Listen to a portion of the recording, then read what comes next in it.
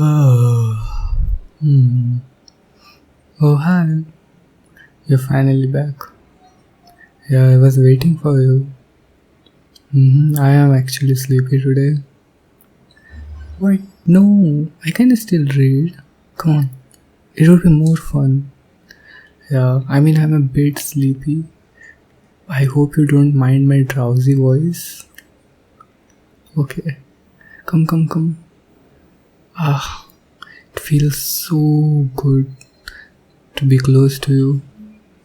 Come on. I'll open the book quickly.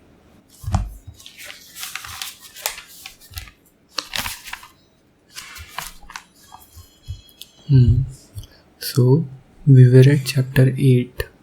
We just finished chapter 7 by ending. Now they are going to have dinner with Jane is sick, and Elizabeth came to visit Jane, and now the sisters will have dinner with the Bingleys.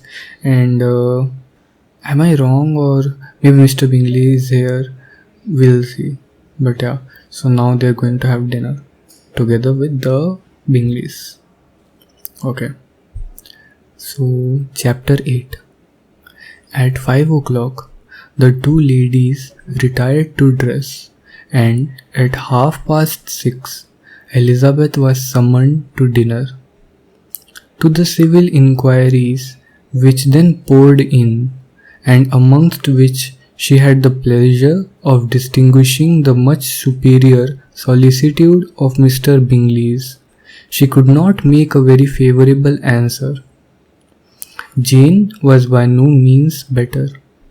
The sisters, on hearing this, repeated 3 or 4 times how much they were grieved, how shocking it was to have a bad cold, and how excessively they disliked being ill themselves, and then thought no more of the matter, and their indifference towards Jane, when not immediately before them, restored Elizabeth to the enjoyment of all her former dislike. Their brother, indeed, was the only one of the party whom she could regard with any complacency. His anxiety for Jane was evident, and his attentions to herself most pleasing, and they prevented her feeling herself so much an intruder as she believed she was considered by the others. She had very little notice from any but him. Miss Bingley was engrossed by Mr. Darcy, her sister scarcely less so, and as for Mr. Hurst, by whom Elizabeth sat, he was an indolent man, who lived only to eat, drink, and play at cards, who, when he found her to prefer a plain dish to a ragout, had nothing to say to her. When dinner was over, she returned directly to Jane, and Miss Bingley began abusing her as soon as she was out of the room. Her manners were pronounced to be very bad indeed, a mixture of pride and impertinence. She had no conversation, no style, no beauty. Mrs. Hurst thought the same and added, "She has nothing, in short, to recommend her, but being an excellent walker. I shall never forget her appearance this morning. She really looked almost wild." "She did indeed, Louisa. I could hardly keep my countenance. Very nonsensical to come at all. Why must she be scampering about the country because her sister had a cold? Her hair so untidy, so blousy. Yes, and her petticoat. I hope you saw her petticoat. 6 inches deep in mud, I am absolutely certain, and the gown which she had been let down to hide it not doing its office." "Your picture may be very exact, Louisa," said Bingley, "but this was all lost upon me. I thought Miss Elizabeth Bennet looked remarkably well when she came into the room this morning. Her dirty petticoat quite escaped my notice. "You observed it, Mr. Darcy, I am sure," said Miss Bingley, "and I am inclined to think that you would not wish to see your sister make such an exhibition." "Certainly not." To walk 3 miles, or 4 miles, or 5 miles, or whatever it is, above her ankles in dirt, and alone, quite alone. What could she mean by it? It seems to me to show an abominable sort of conceited independence, a most country town indifference to decorum. This was said by Mrs. Hurst. "It shows an affection for a sister that is very pleasing," said Bingley. "I am afraid, Mr. Darcy," observed Miss Bingley in half whisper, "that this adventure has rather affected your admiration of her fine eyes." "Not at all," he replied. "They were brightened by the exercise." A shot followed this speech, and Mrs. Hurst began again.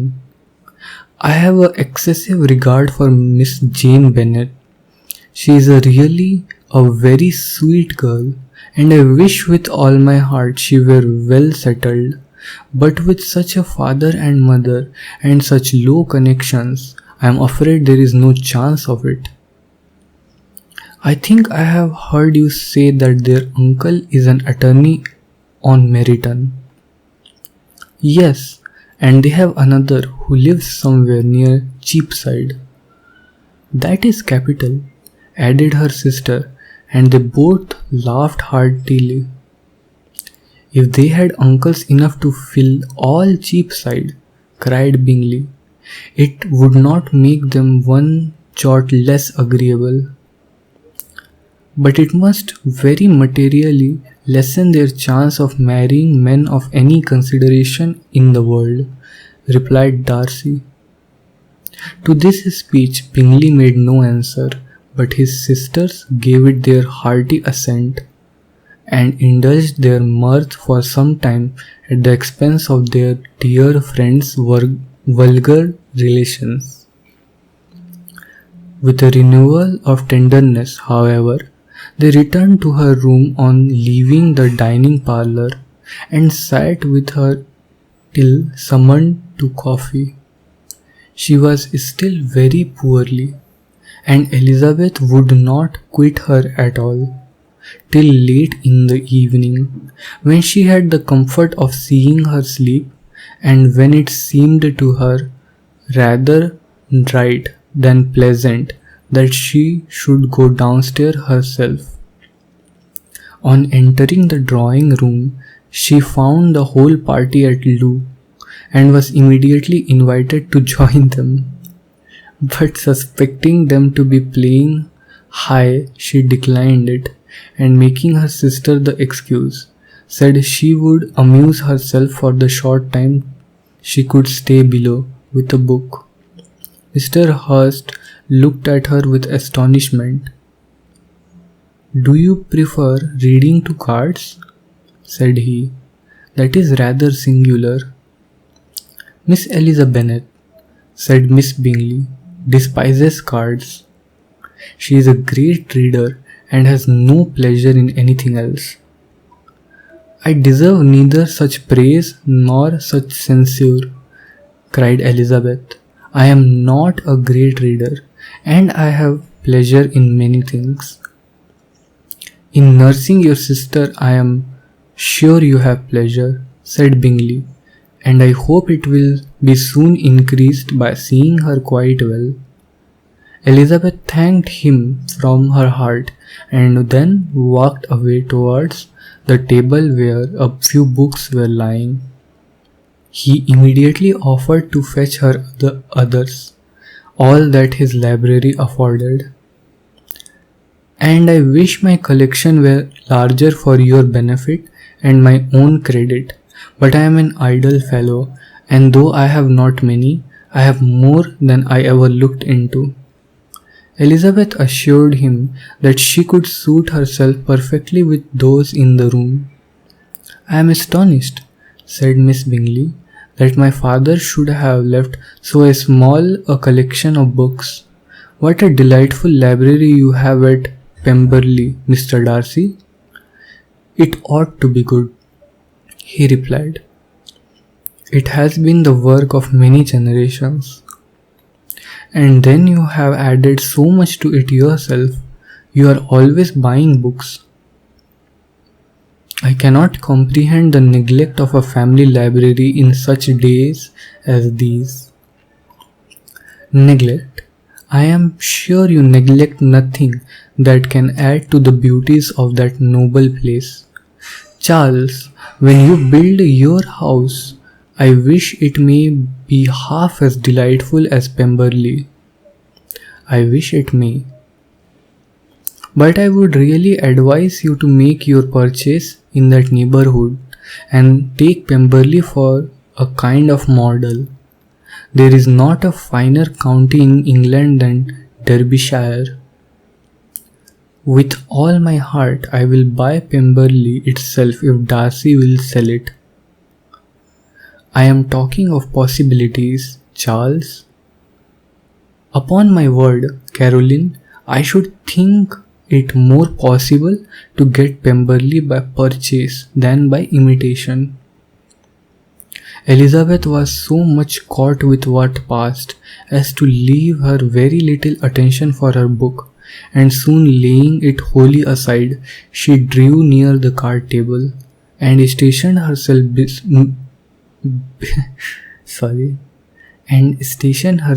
between Mr. Bingley and his eldest sister to observe the game.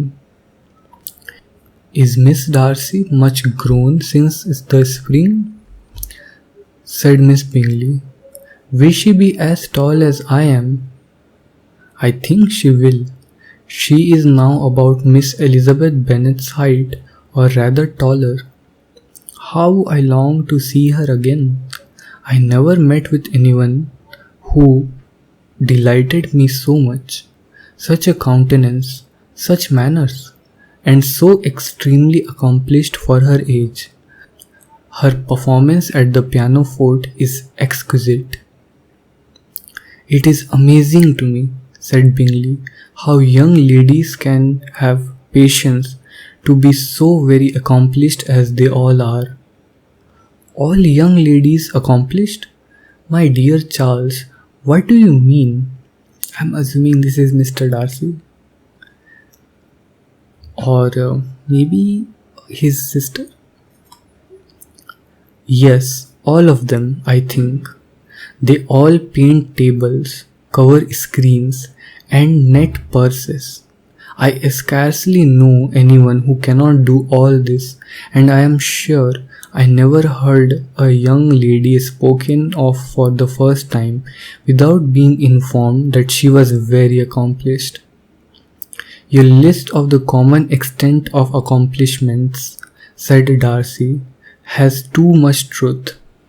The word is applied to many a woman who deserves it no otherwise than by knitting a purse or covering a screen. But I am very far from agreeing with you in your estimation of ladies in general. I cannot boast of knowing more than half a dozen, in the whole range of my acquaintance, that are really accomplished." "Nor I am sure," said Miss Bingley. "Then," observed Elizabeth, "you must comprehend a great deal in your idea of an accomplished woman." "Yes, I do comprehend a great deal in it." "Oh, certainly," cried his faithful assistant. "No one can be really esteemed accomplished who does not greatly surpass what is usually met with. A woman must have a thorough knowledge of music, singing, drawing, dancing, and the modern languages to deserve the word. And besides all this, she must possess a certain something in her air and manner of walking, the tone of her voice, her address and expressions, or the word will be but half deserved. All this she must possess, added Darcy, and to all this she must yet add something more substantial in the improvement of her mind by extensive reading. I am no longer surprised at your knowing only 6 accomplished women. I rather wonder now at your knowing any. Are you so severe upon your own sex as to doubt the possibility of all this? I never saw such a woman. I never saw such capacity, and taste and application and elegance as you described united. Mrs. Hurst and Miss Bingley both cried out against the injustice of her implied doubt, and were both protesting that they knew many women who answered this description. When Mr. Hurst called them to order, with bitter complaints of their inattention to what was going forward, as all conversation was thereby at an end, Elizabeth soon afterwards left the room.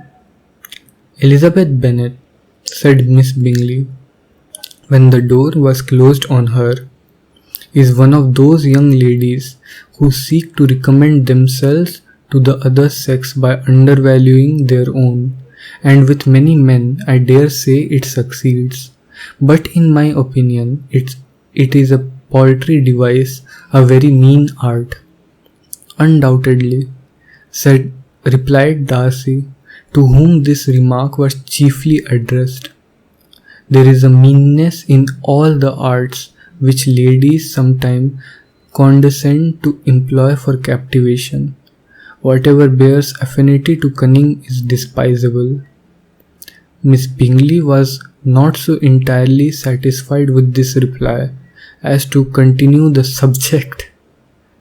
Well, Elizabeth joined them again only to say that her sister was worse, and that she could not leave her. Bingley urged Mr. Jones being sent for immediately, while his sisters, convinced that no country advice could be of any service, recommended an express to town for one of the most eminent physicians. This she would not hear of, but she was not so unwilling to comply with their brother's proposal, and it was settled that Mr. Jones should be sent for early in the morning, if Miss Bennet were not decidedly better. Bingley was quite uncomfortable. His sisters declared that they were miserable. They solaced their wretchedness, however, by duets after supper, while he could find no better relief to his feelings than by giving his housekeeper directions that every attention might be paid to the sick lady and her sister. End of chapter 8. Oof. I mean, this is good. This is the first time I have felt what a man written by a woman feels like, and it's very hard, like just charming. Bingley is such a sweet person, right? So is Jane. Like, I feel Jane and Bingley mirror each other very well. Like, Jane sees the good in people, and Bingley is always looking out for Jane. And even when his friends are the ones who are like talking about Elizabeth behind her back, he is always trying to either not participating in the conversation or just trying to talk good about her. This reminds me so much of, this is so relatable even today. I keep saying this, but it is like I feel like I already know people who are like this, right? Like Miss Bingley, his sister, I think Caroline. Like, there are so many people who very sweet in front, but for some reason just talk bad behind him back. But yeah, this has been such a sweet chapter. kind of bittersweet, to be honest. Jane is just getting sicker and sicker, and we see, I mean, Darcy just continues to be hilarious. And I mean, imagine Darcy is just so outrageously, outlandishly, just, I mean, is he misogynist? Not completely, but I mean, he's as much of a misogynist as you can have without being completely misogynist. And yeah, he's so much of it that even Miss Bingley has to shut up at one point. That even she can't continue with the conversation. But I love this. I am sleepy. Yeah, let's go to sleep. We can stay up late tomorrow. We have no work, right? It's Saturday. Can't wait to just wake up in your arms, doing nothing, having to do nothing. It's just the best feeling. I still do need to wake up early. I have to wrap some stuff from work, but yeah, it can wait. Yeah, let's focus on cuddling right now.